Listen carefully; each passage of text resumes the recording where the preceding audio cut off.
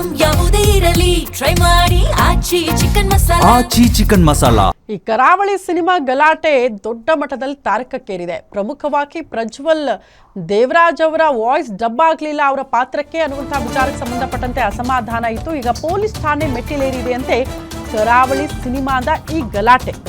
ಉದ್ದೇಶಪೂರ್ವಕವಾಗಿ ಪ್ರಜ್ವಲ್ ದೇವರಾಜ್ ಗಲಾಟೆ ಮಾಡಿಸಿದ್ದ ಗಂಭೀರ ಆರೋಪ ಕೇಳೋದಕ್ಕೆ ಸಿಗ್ತಾ ಇದೆ. ಉಪ್ಪಾರಪೇಟೆ ಪೊಲೀಸ್ ಠಾಣೆಯಲ್ಲಿ ಕೇಸ್ ದಾಖಲಾಗಿದ್ದು ಪ್ರಜ್ವಲ್ ಫ್ಯಾನ್ಸ್ ಅಂತ ಹೇಳಿಕೊಂಡು ಗಲಾಟೆ ಮಾಡಿದ್ದವರ ವಿರುದ್ಧ ಕೇಸ್ ದಾಖಲಾಗಿದೆ. ದಿಲೀಪ್, ಅವಿನಾಶ್, ನಂದಕುಮಾರ್ ವಿರುದ್ಧ ಪ್ರಕರಣ ದಾಖಲಾಗಿದ್ದು ಉದ್ದೇಶಪೂರ್ವಕವಾಗಿ ಟ್ರೈಲರ್ ರಿಲೀಸ್ ಮಾಡುವ ಸ್ಥಳಕ್ಕೆ ಬಂದು ಗಲಾಟೆ ಮಾಡಿರುವ ಗಂಭೀರ ಆರೋಪ ಇದೆ. ಗುಂಪಾಗಿ ಬಂದು ನಿರ್ದೇಶಕ ನಿರ್ಮಾಪಕರಿಗೆ ತೊಂದರೆ ಕೊಟ್ಟಿದ್ದಾರೆ, ಅವಾಚ್ಯ ಶಬ್ದಗಳಿಂದ ಬೈದು ಬೆದರಿಕೆ ಹಾಕಿದ್ದಾರೆ ಅಂತ ದೂರು ದಾಖಲಾಗಿದೆ. ವ್ಯವಹಾರದಲ್ಲಿ ವ್ಯತ್ಯಾಸ ಆಗಿದ್ದಕ್ಕೆ ಪ್ರಜ್ವಲ್ ಗಲಾಟೆ ಮಾಡಿಸಿದ್ದಾರೆ ಅಂತ ದೂರು ಕೊಟ್ಟಿದ್ದು, ಫ್ಯಾನ್ಸ್ ಅಂತ ಹೇಳ್ಕೊಂಡು ಬಂದು ಗಲಾಟೆ ಮಾಡಿದವರು ಅಭಿಮಾನಿಗಳೇ ಅಲ್ಲ. ಅಸಲಿಗೆ ಪ್ರಜ್ವಲ್ ದೇವರಾಜ್ ಜೊತೆ ಕೆಲಸ ಮಾಡುವವರು ಬಂದು ಈ ರೀತಿ ಗಲಾಟೆ ಮಾಡಿದ್ದಾರೆ, ಸಿನಿಮಾ ಪ್ರಚಾರಕ್ಕೆ ಅಡ್ಡಿಪಡಿಸಿದ್ದಾರೆ ಅಂತ ದೂರು ದಾಖಲಾಗಿದೆ.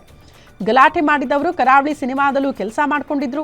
ಶೂಟಿಂಗ್ ವೇಳೆ ಪ್ರಜ್ವಲ್ ದೇವರಾಜ್ಗೆ ಅಸಿಸ್ಟೆಂಟ್ ಆಗಿ ಕೆಲಸ ಮಾಡಿದ್ದವರು ಬಂದು ಗಲಾಟೆ ಮಾಡಿದ್ದಾರೆ. ನಿರ್ದೇಶಕ ಗುರುದತ್ ಗಾಣಿಗ ನೀಡಿರುವ ದೂರಿನ ಅನ್ವಯ ಸದ್ಯ ಕೇಸ್ ದಾಖಲಿಸಿದ್ದಾರೆ ಪೊಲೀಸರು.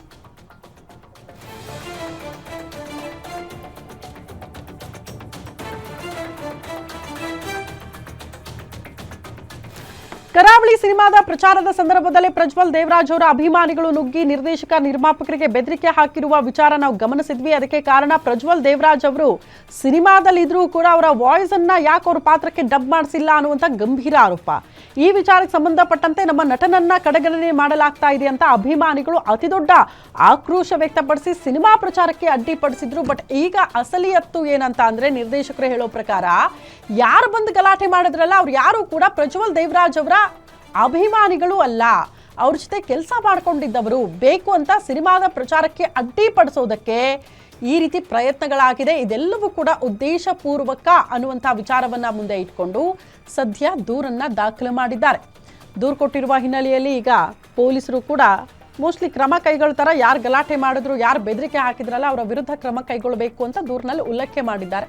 ಸೊ ಯಾರವರು ಅನ್ನೋದನ್ನ ಪತ್ತೆ ಮಾಡಬೇಕಾಗುತ್ತೆ.